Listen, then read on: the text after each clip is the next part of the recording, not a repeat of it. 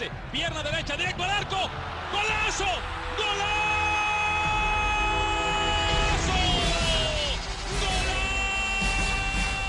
The world of football with a soccer perspective. This is Soccer Today with Duane, Rollins and Kevin Laramee, live on the Sports Podcasting Network. Good day, good night, and welcome to Soccer Today for Wednesday, May 2nd, 2018. Joining us on the line, as always, Duane Rollins, and to talk about the Seattle Sounders, one of our favorites and longtime collaborators on the show, Dave Clark of Sounders at Heart. First of all, good morning, Dave. Good morning. Dave, when I booked you, actually, it was just before the Garth Ledgerway comments came out, so this is a bit of a happenstance that we have you on here. For those that haven't heard, well, I'll let you kind of summarize it if I don't get it completely right, but he spoke to Andrew Wiebe of Extra Time Radio, said that he didn't feel that Seattle was going to be able to keep up with sort of the big spending Atlantas, Torontos of MLS much longer, if at all. Is that a fair way of summarizing that, and how are those comments going over?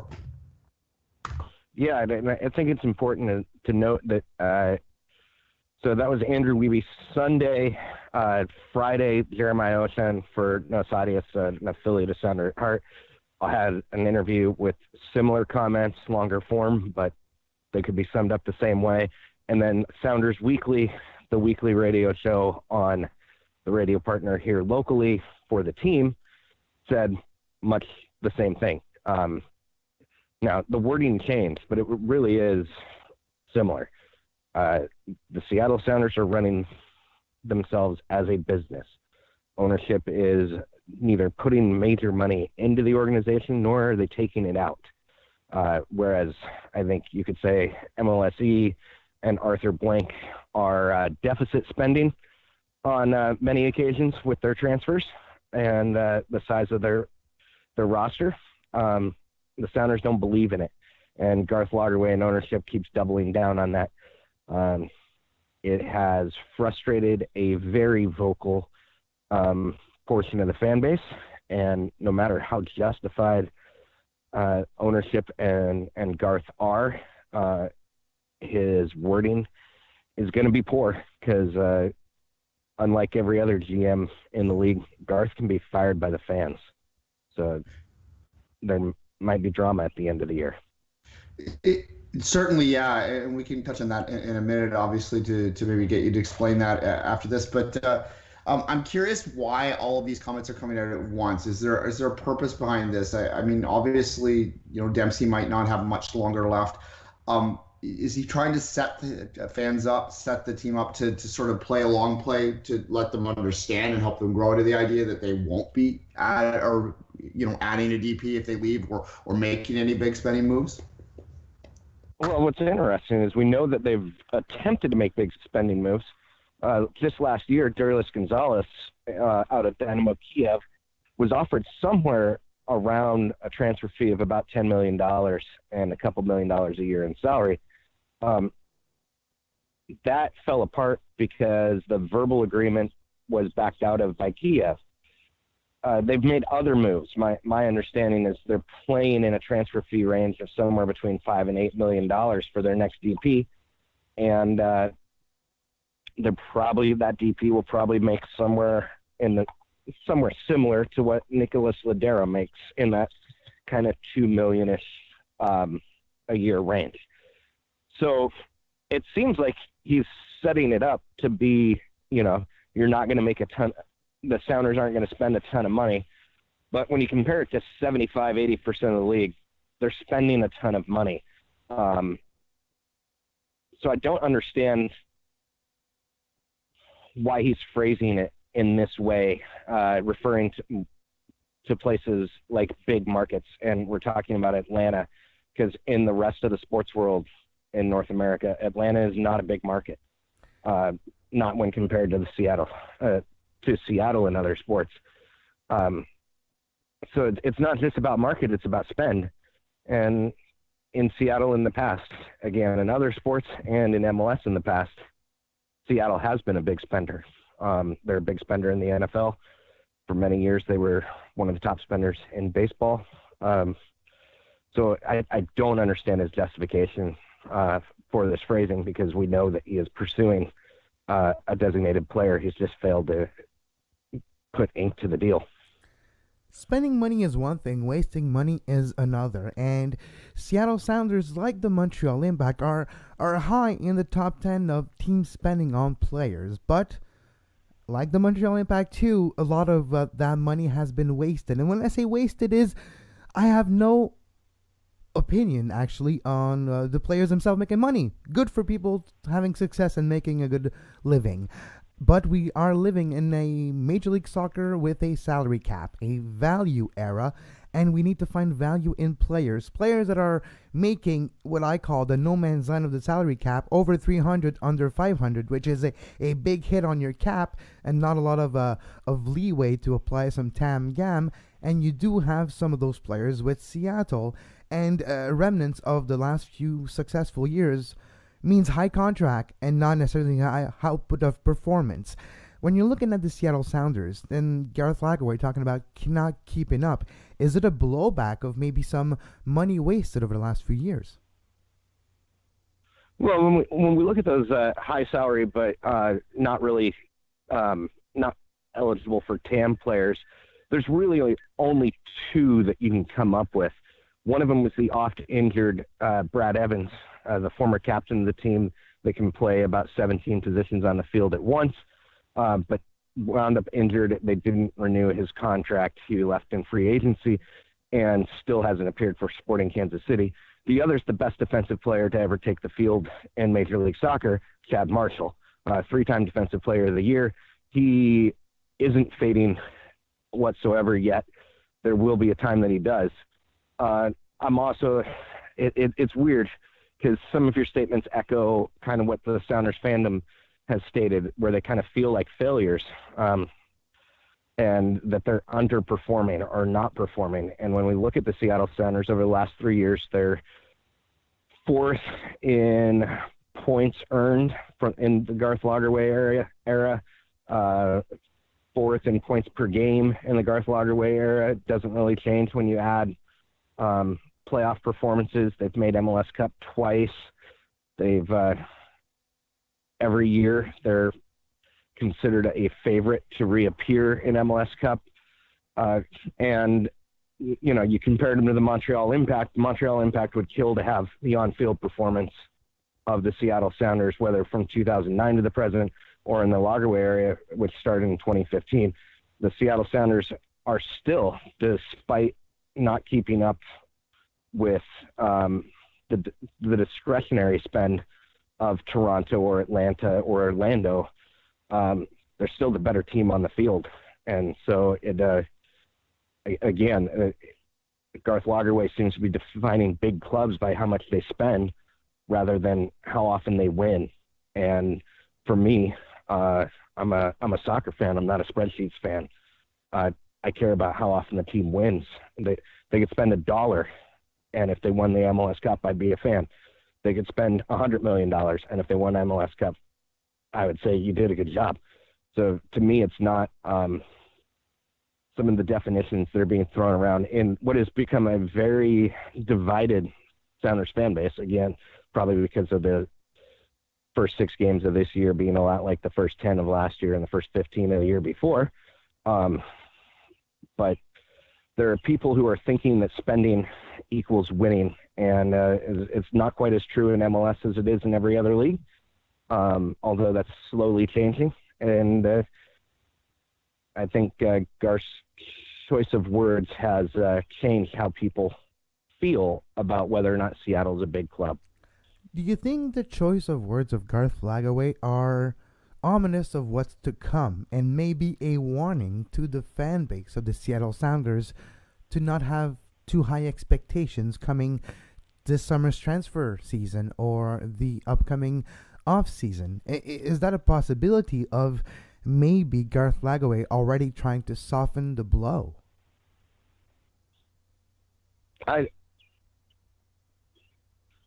Again, knowing some of the level of talent that they're pursuing and the fact that they're paying transfer fees and planning to pay more transfer fees, I don't know that there's a soft blow that's going to be landed. I think that he has failed to conclude a couple different contracts. He has recently said there were 3 that fell apart in the last moment in the last couple transfer windows. We know one of those is Dearless Gonzalez. We know another one was a national team caliber player from a World Cup qualifying team that plays in Europe that fell apart just in this winter. And that might have been a good thing because everything that we've read is in the winter, the players they were chasing were in the style of Clint Dempsey, the hybrid 9 and 10 kind of player who is neither a forward nor a midfielder. Having 2 of those on the field at the same time is bad, and Clint Dempsey is clearly back. So maybe he got fortunate that he didn't drop $7 million in transfer fee and a $2 million a year contract on a player that would be redundant. So I don't. Again, I know the types of players they're chasing. They're chasing decent but not great national team players, or players like Nicolas Lodeiro, who are frequently but not always in a great national team player's picture. Dave, let's turn our attention to the actual results on the pitch for this season. You're looking at the bottom of the East, the bottom of the West. You have the 2 MLS Cup finalists from the last 2 years, both on 4 points. Both have some similarities. They played deep into 2 straight seasons. They both were in the CCL. How much of that do you think is a factor? Obviously speak to Seattle, but how much do you think of that as a factor early on the struggles this year? I think it's a deep factor. I think that it's not just this year. I think we look back at the 2015 MLS Cup finalists. That was Portland and Columbus both missed the playoffs the next year. It's the first time that had ever happened. Seattle attempted to prepare for that in 2017 after the first MLS Cup.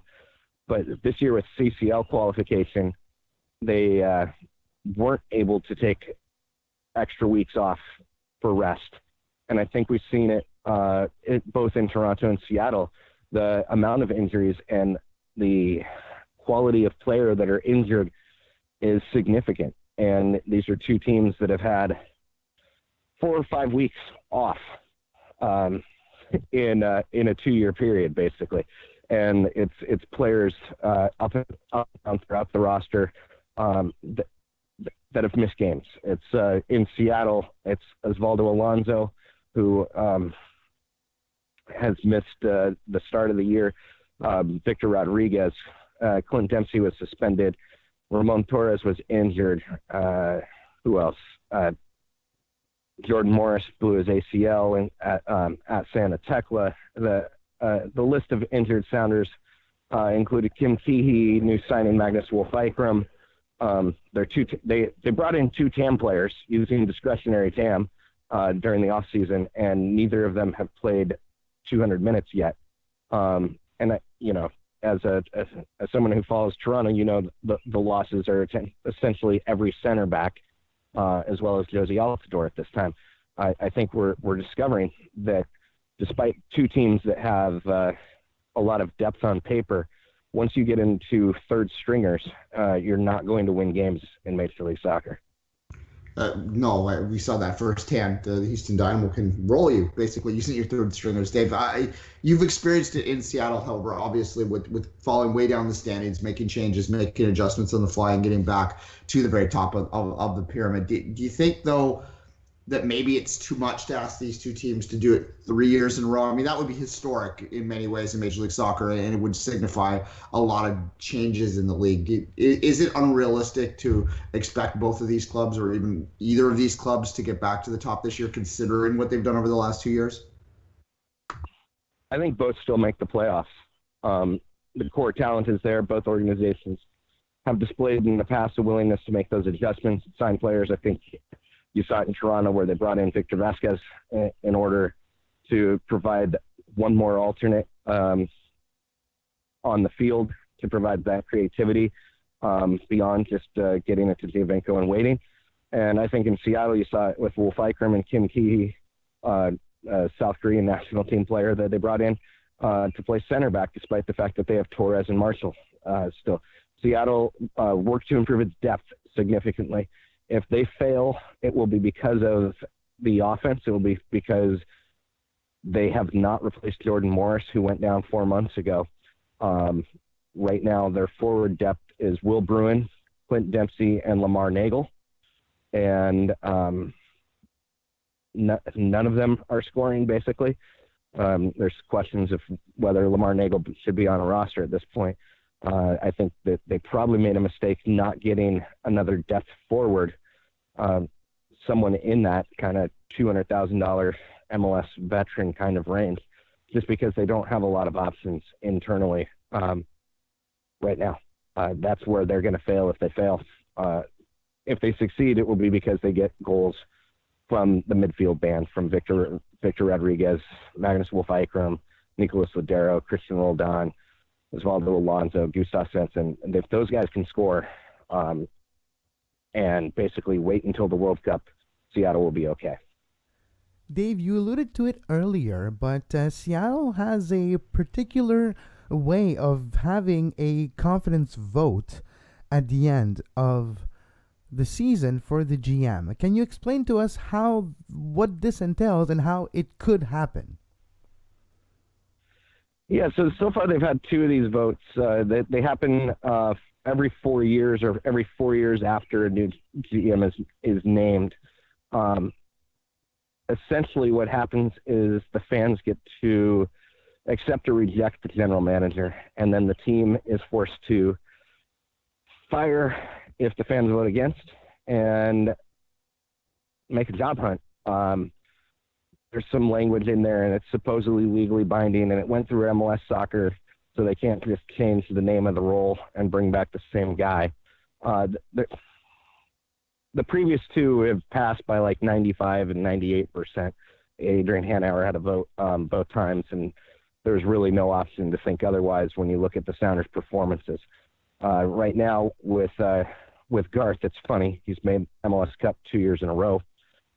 We went over his wins and points per game totals, and yet as a season ticket holder, you look and you're paying for a full season of games, but it's kind of apparent with Garth Lagerwey at this point that games in March and April don't matter, but I'm still paying full price for them. And when you have a fan base that's used to challenging and used to being treated like they're the best, and in the past being told things like hella greedy and we're not finished yet and we're going to challenge on all 3 fronts, it's odd. In some ways it might be similar to what's going on in Barcelona right now, but being second best doesn't seem to be good enough for a vocal element of the fan base. They also have a recall measure where if 20% of the fans want to recall the general manager, they can do that at any time. It's very complicated. And everything that I've looked at about how the recall is written tells me that if a general manager was in danger of being recalled, they would have already been fired. It takes about 4 months to happen. Dave, where can the listeners follow your work on Seattle Sounders? I write at sounder@heart.com. You can follow me both on the website, Facebook, and Twitter. It's pretty easy there. All my soccer stuff is at Sounder at Heart. You can also, I'm part of the S2 broadcast team now, the USL team that the Sounders run out in Tacoma. So if you have ESPN Plus, if you're in the United States, and I think Canada uses something else. I know you guys are trying to figure out your ways around the ESPN Plus contract, but I'm part of those broadcasts offering a little bit of comedy and insight into the academy and players at the USL level. Thank you very much for your time, Dave, today, and we'll be back after this. You are listening to Soccer Today. Follow us on Twitter at SoccerTodaySPN and like our Facebook page, facebook.com/Sports Podcasting Network. You can find the podcast version of all the shows we do on iTunes, Apple Podcast, Google Play Store, TuneIn Radio, iHeartRadio, and anywhere you get your podcast. And we're back on Soccer Today. Duane Rollins with myself, Kevin Laramee. Patreon.com/sports podcasting network is where you can support us financially and where you get access to the exclusive Two Solitude Soccer podcast for patrons only, where once a week you get all our exclusive information on the Canadian Premier League, on Canadian soccer as a whole, and some exclusive interviews for $2 a month. That's pretty good deal. And Duane, we're back on the show.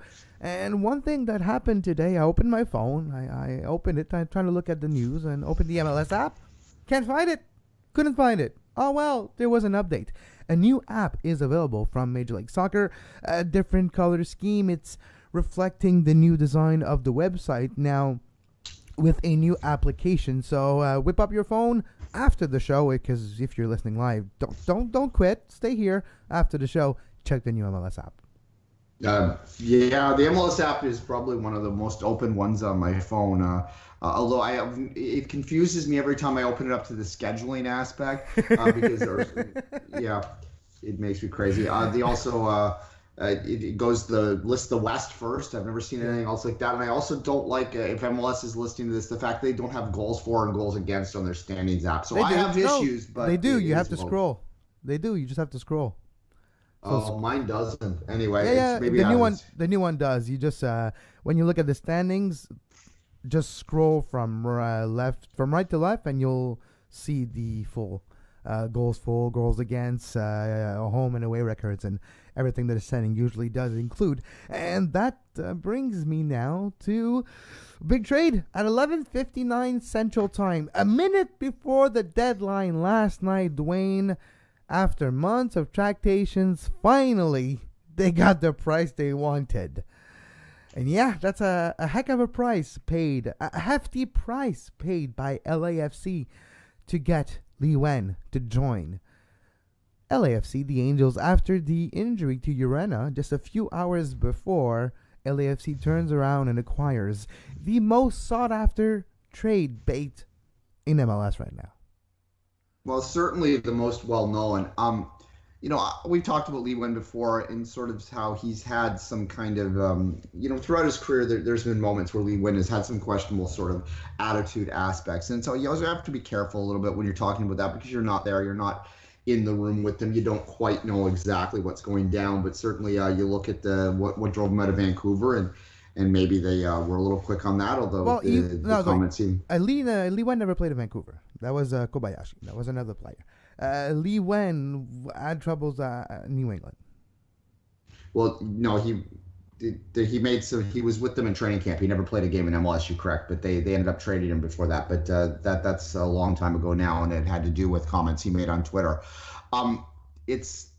Anyway, the point is that, there are questions about him sometimes off the pitch, but in terms of his contributions on the pitch, he has shown that he can be a very skilled player, although he is, no longer a rookie exactly here. So, but that said, LAFC has had a lot of success early on. They're a highly offensive, highly exciting team to watch. Adding another offensive piece is only going to help this team, and obviously adding a depth piece, which this is, and ultimately when they get healthy back again, we'll add to that. And this is not a player that's going to go to the World Cup, obviously. So that's a good move all around for a team that has I think exceeded expectations a little bit off the start of this season so far, based on that road play and the points on the board, Kevin. Yeah, and the price paid, though, that's the question I'm asking. And I go back to Monday, our discussion with Alicia. She was clearly expecting more players to join LAFC in the upcoming days before the deadline via either signing or trade. I don't know if she was expecting this caliber of player, but to compensate for the injury to Urena, it makes sense. But you still have a amount of players. Like the trouble is not necessarily the quality of the 11 or 13, 14 necessary good players for LA, is having a full 18 or 23 that's MLS ready right now. But the question I'm asking you is the price paid by LA. $350 of DAM, $350 of GAM, and $250 of other monopoly money for almost $1 million of allocation to New England. First of all, what is New England going to do with that anyways? They're not going to spend it, so what are they going to do with that? But the other question is that paid price too high? It's so hard to say until we see the players that come in. Obviously, I think it probably is on the upper end, but I look at what LA is doing, and I what this likely indicates is that they don't have any big name ideas out there anymore. And as Alicia said on Monday, and as anyone who really just observes that roster would know, that really their biggest area of need right now is to fill out that roster with lifers, right? To find guys that can play a role, that can be solid backups, that can be good team players, that are going to come in as salary cap players anyway. So if you're looking at that as your player, you don't really need your TAM anymore. So, using that as to maximize your resource, and you're going to get more TAM next year. Let's not kid ourselves. MLS is going to keep just putting TAM into the system because they're kind of addicted to it now. So they probably anticipate that. Giving up GAM, that's probably the thing that you have to really look at the most. Because the GAM will allow them obviously to add maybe a higher quality of a roster player, because you can sort of pay down the salary a little bit with that. I just don't think, when I look at LAFC and I look realistically at what they can do in the summer, I think they'll probably add 3-4 more players, but they can't probably fill this out to the point that they want. And I think that's by design, that they have designed a team that they believe can be exciting, that can, bring that fan base a lot of fun days at the stadium, make them competitive, probably understand that they're going to fade a little bit down the stretch just because of the lack of depth, and because this is, something that's going to be very difficult to overcome when it gets through those dog days this summer. They probably understand that, and they think that as long as they're entertaining people and making people excited about their future in this first year, they can probably address that depth through, 1-2 years down the line. So they ultimately believe that they, at that point can be a legit Supporters Shield MLS Cup contender at that point. So I think that this is by design, and they are a lot of fun to watch. If you were, new to MLS and you're coming in and you've got this team, and I love, Diego Rossi, I think has been a great addition to this league. I think that this is just a team that's a lot of fun, and they score a lot of goals, and that's going to get you back to the stadium. You're going to have, if you slip a little bit down at the end of the year, you're going to be upset, but you're going to look at it and go, it's a good expansion year. So adding Nguyen's another player like that will add excitement to things. And yes, they need to address the depth, but they probably have lots of leeway, lots of time, lots of patience with those fans. And unfortunately, I think one of the players who are going to suffer the consequences of Nguyen playing for LAFC is a friend of the show, unfortunately. I have a feeling Mark-Anthony Kaye, hopefully his playing time does not diminish with the arrival of Nguyen, but it has been a bit more difficult over the last 2 games for Mark-Anthony. He would be the first one to admit it. If you follow him on social media, results have been there for the team itself, which is always positive. But personally, his performance has been not as consistent as he is used to. So hopefully Mark-Anthony Kaye Canadian content in this, what has been known now as maybe Canadian men's national team MLS South, maybe he will be suffering the consequences of Nguyen being traded to LAFC. Mark-Anthony Kaye has done wonderful work playing a thankless role on a team that wants to go, 100 miles per hour forward, right? And they're asking Nguyen to be that stopper at the back as a rookie in MLS. I mean, as a fairly young player still, making a step up in level. It stands to reason there's, as other teams get to see film on him, they're going to understand his weaknesses a little bit more and try and target them a bit. And again, playing a thankless role. And you got to give him a lot of credit for what he's done. I believe it'll be ultimately, it's been great for him to get the playing time that he has so far. I think that maybe if that takes a step back and he's still able to train and still able to get, as long as he's playing a little bit, that it might actually help him long term now that he's had time to have that, you got thrown to the deep end, and now maybe he'll have a life jacket thrown into him, and he'll be able to get up and absorb and look at his play and try and improve it moving forward, because he might have a little more time to breathe now. And I think that might be a good thing in some ways. But yeah, you hope that he doesn't just get lost on the bench. He's been subbed off a couple of times early the last couple games. I think that has to do a little bit with them making offensive changes. So we'll see. He's consistently been starting, though, and still consistently starting through 2 months of the season. And I think when he first signed it, a lot of us looked at it and went, it's good for him and congratulations, but we were worried about him getting any playing time, and so far so good. So we'll see, though. All right, moving on from talking about LAFC, Duane, I want to talk to you about for a second Before we move to the Champions League game from yesterday afternoon, I want to talk about Montreal. There's a conversation, a press conference or a scrum from yesterday from Miguel. It's mostly in French, so I'm not going to play it here. If you're a French listener and want to listen to it, there'll be a special Sur la Transversale coming out later today with a special guest. We will be talking about the comments Miguel mentioned a little bit. But Miguel mentioned basically that the culture of training is not where he thought it was, and he did address the substitutions coming off the bench, and it's a bit exactly what we anticipated. His confidence to the bench is, well, non-existent. And yes, Mancosu, he loves Mancosu. And basically, the gist of the comments of Rémi Garde as a whole is, guys, you need to train harder. If you don't train harder, it's not going to translate. And those comments were directly targeting Anthony Jackson-Hamel by name. He's like, when I'm looking at my bench and I got Dominic Audreux and Anthony Jackson-Hamel not showing me in practice that they can be the type of player coming off my bench and being influential in the game, yeah, there's something about it. And then it starts bringing back comments from the past of other players coming here. Like, talk about Zamali, talking about our training is not what I'm used to. I'm talking about the training sucked here, basically. And this is not just Montreal, is across the league, and it's going to be Rémi Garde's job now to make sure that the training goes up a level. And literally yesterday, it's like the gloves came off. The white gloves were put off, folded, put on the shelf, and he's like, all right, guys, 4 defeats in a row. You guys didn't want to listen to me? Well, guess what? Now everyone you know is going to tell you that, oh, really? You're having trouble with training? Okay, you're going to have to, I'm going to motivate you differently. And this is what he did yesterday. Is it going to alienate the locker room? Is it going to help? Is it going to make people look themselves in the mirror and train harder? A few players were named for having good training habits, a la Samuel Piette and company, a more European-based training session. And it's kind of true, Duane. You've seen, and we'll talk in general here, I don't want to just talk about Montreal, but we've seen teams from Europe train. We've seen training session, intense training session from both type of dichotomy of the world of soccer. And sometimes there is a difference. And does training always translate in games? No. But it is the base of that pyramid of fitness. And if you don't build it up, well, you're not going to perform. Yeah, and look, unless you're in the training sessions and have, a direct side-by-side comparison, it is a little difficult to sort of, see exactly what he's talking about here. But you take the word of a guy with the experience that he has, that he, sees differences in how players train here. And this isn't the first time when you talk about,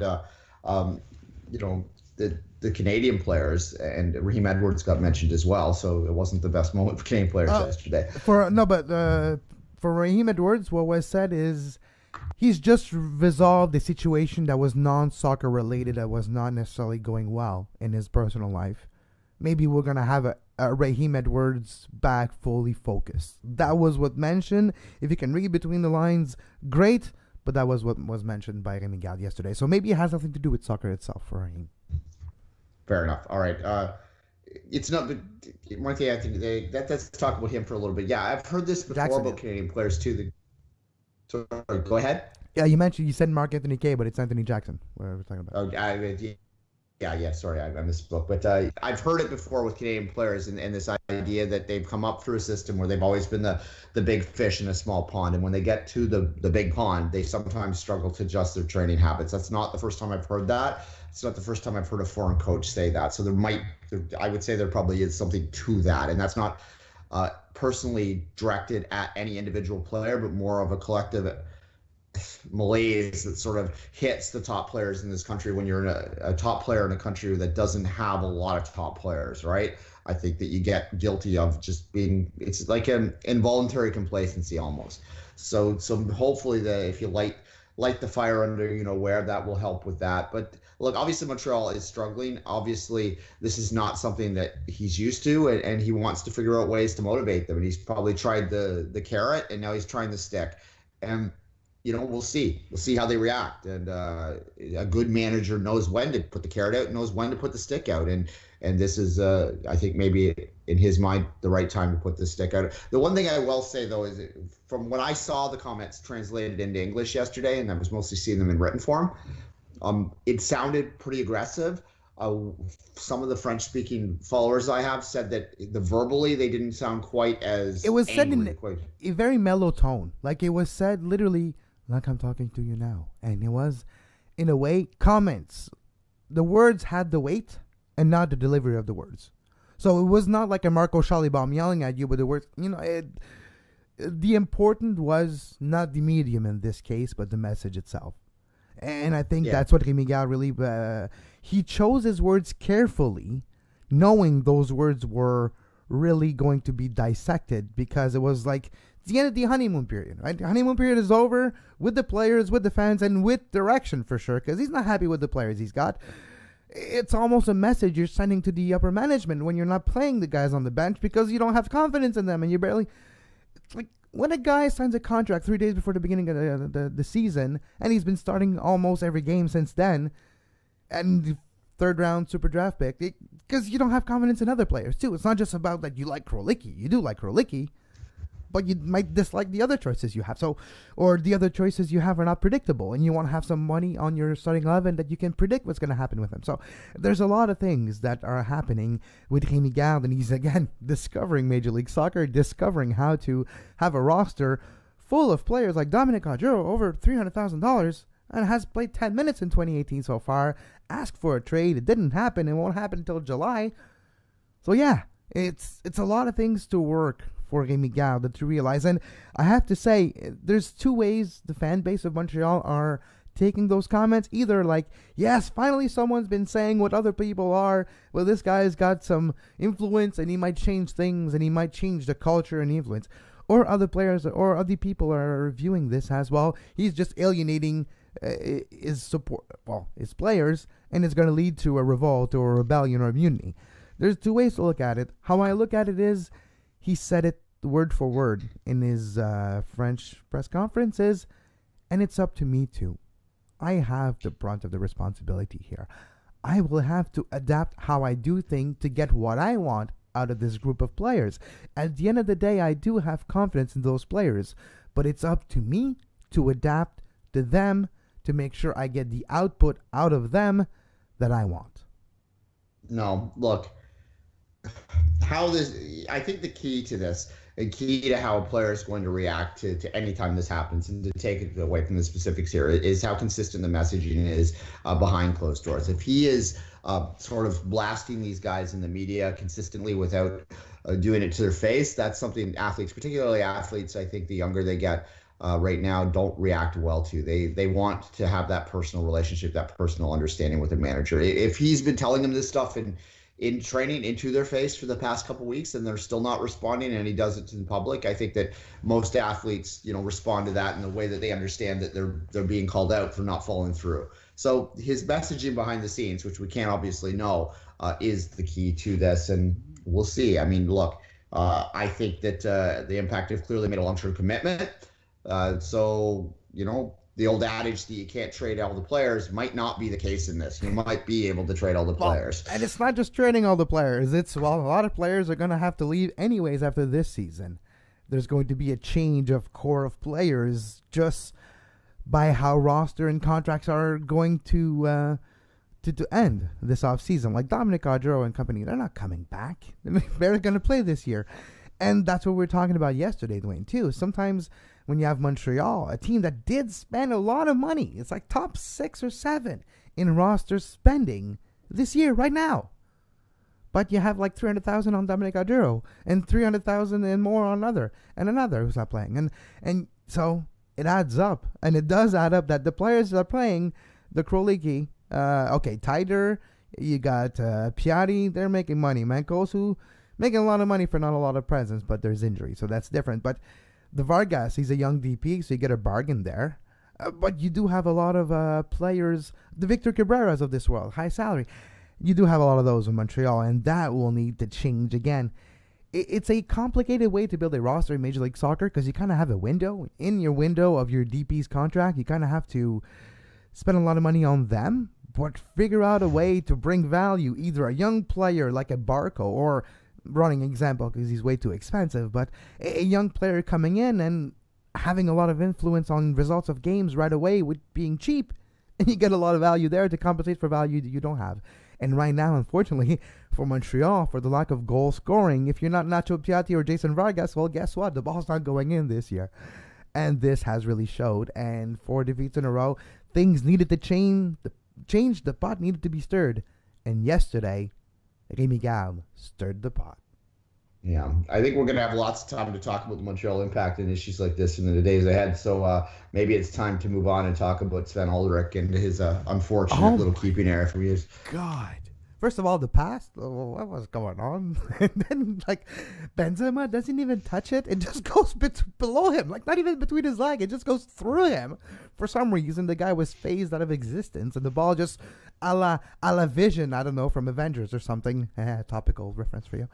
Yeah. Just passed through him. I don't know. It was so weird. And then Benzema with the maybe easiest goal he has ever had. Yeah. Game clinching goal. Series clinching goal. Come on. Well, yeah, I mean, it goes to extra time with that goal. And Bayern Munich was, and this isn't just my opinion, this is the opinion of pretty much everyone that watched this game. Munich was the better team. They were the better team over true ties. They were the better team of the day. They made 2 mistakes that led to the 2 goals of Madrid yesterday. So, no, Bayern Munich beat themselves against Real Madrid. That's something. Look, yeah, and it speaks to how difficult it is with the Champions League, obviously, and the fact that Munich just, that Madrid just finds a way. But to go back to the keeping error, look, I guess, the conspiracy theorists will say, maybe it was fixed. No, you're not going to do that high of a profile mistake in that kind of game. It's not typically how you're going to see that play out. But to put that out of your mind for a second. What it was, obviously, was a bad back pass, and the defender needs to get a little bit more criticism for this than he is. I mean, it was a horrible keeping error, but nonetheless, he shouldn't have been put in the position to make that mistake. It clearly would have been a back pass had he picked it up, but at that point in time, pick the ball up, give up the back pass. That's the better option there. Even giving up the penalty was a better option. Put it off. Just kick the ball. Just whatever you need to do. And I played few position in my playing days, and one of them was goalkeeper. And the only one that I ever played, I was not going to say at any good level, but a decent level was goalkeeper. And one of the first thing you're shown is put your body behind the ball, so even if it goes through you, it doesn't go through you fully. And, well, I guess a number 5 ball, it's not small, it's pretty big, found a hole in the keeper. I know, and it's unfortunate. I mean, you factor in that he's the backup normally, that, the all-world keeper normally would have been there. This is going to be hard for him to overcome, and I put it out on my Twitter feed at the time, just tell me the worst keeping errors. In the context of the moment, it's got to be up there with, the worst keeping errors of all time. And, I mean, I know that's a hot take. It's quick right now, but who was it last year? Who was it last year that kind of was it De Gea? De Gea? That turned around to a back pass that was coming towards him. He tried to pass it to his teammate, but he tripped and couldn't pass it, and it just ended up in the net. I don't know if it was there or another, but there was something similar that was actually worse, but maybe not at that level of a moment at semifinal of the Champions League with the damn game and the series on the line.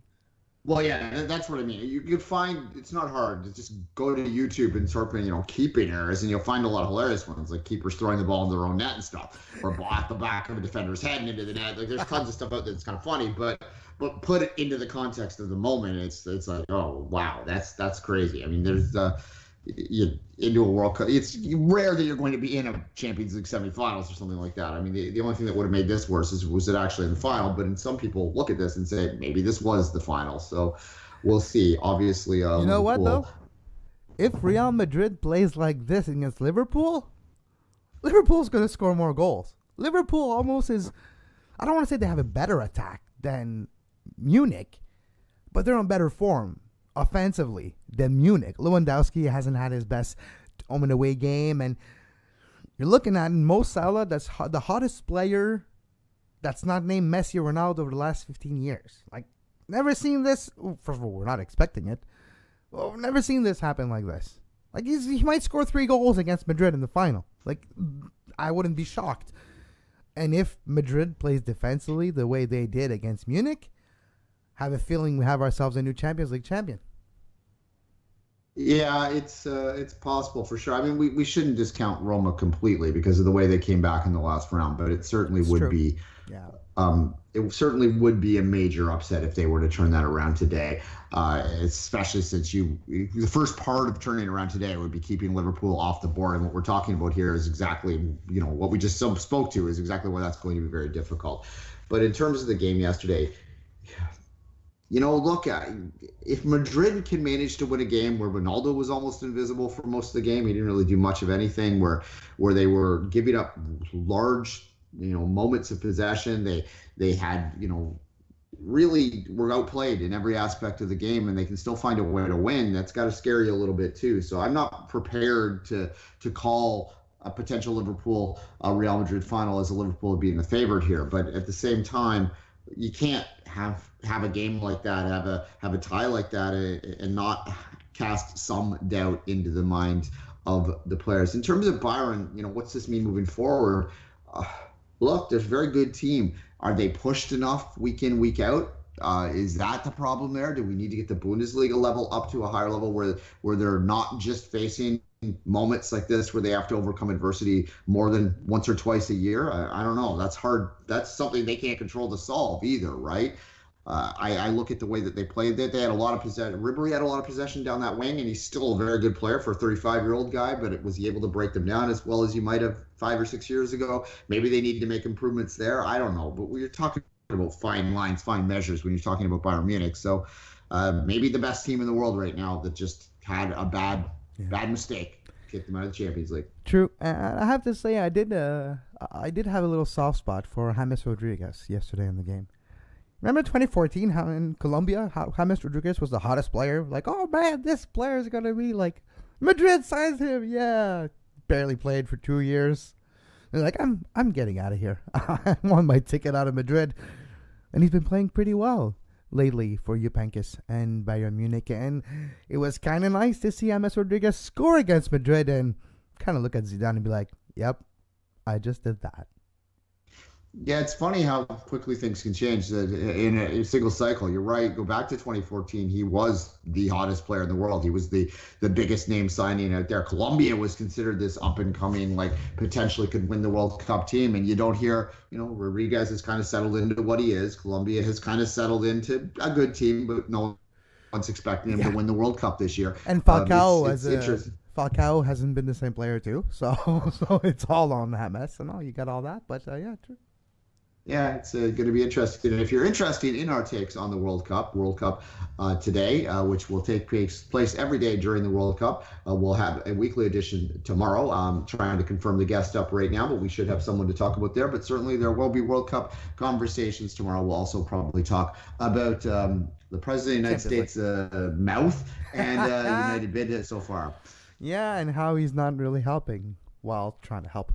But that's just par for the course, I guess, with the current political landscape in the world. That's enough politics. Just the word politics is not part of my soccer vocabulary. So let's move on. Let's move to tomorrow. As always, you can follow Duane on Twitter at 24th Minute, like you can see right here. And you can follow me at Kev Laramee. The show Soccer Today SPN, youtube.com/sports podcasting network. Subscribe right now. If you're listening live, hit the button right here. Hit it. I dare you. I double dare you. And hit the little bell right next to it. And that will give you a notification every time we go live with our sexy voices. And until tomorrow, as always, have a great soccer. You can find the podcast version of all the shows we do on iTunes, Apple Podcast, Google Play Store, TuneIn Radio, iHeartRadio, and anywhere you get your podcast.